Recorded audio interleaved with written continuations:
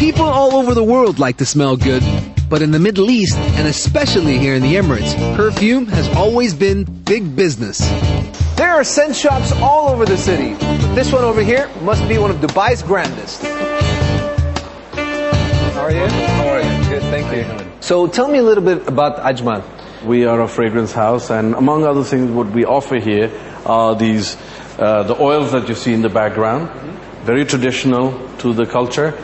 But when we started this concept, Marwan, we thought, we should allow the consumer to create an individual fragrance for themselves, and to allow people the experience that it's not rocket science. Normally the way it works is that we try and get the consumers started with no more than 3 to 4 ingredients. And as we go along, let me show you one of the things, key ingredients that we recommend, musk. Because what musk does is that it helps in elongating the fragrance on the skin. It's a bit like cooking if you think about it. And then he added some oud for traditional touch, and finished it off with rose. Now, we have your basic essence ready. What most people don't realize that, once you've made an essence, either you can have it in the oil form, which is pure 100% oil, or we can dilute it. I took the liberty of even choosing a name for it. I'll call it Eau de Marwan. Nice. There you go. It also has French touch to it. It has my first initial on it as well. Ah, there you go. Yeah. So it's absolutely perfect, I think.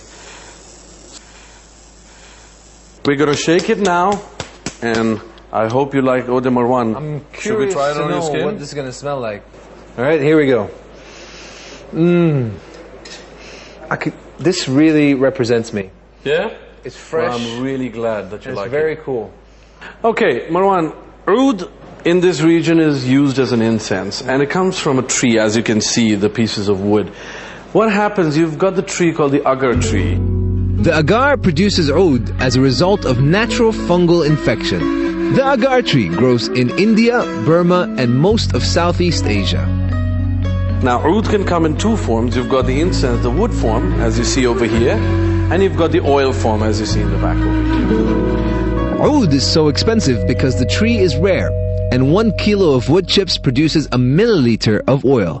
Our research shows that oud originally used to be burned by Indian royalty, Hindus particularly. After their the queen or the princess or whoever gave birth, they would burn the oud, and the woman would stand over it to purify themselves.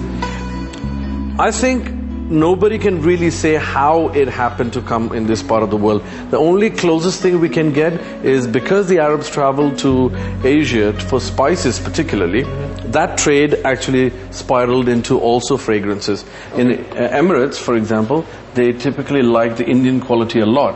Whereas, for example, in Kuwait, they are more biased towards the Far Eastern qualities.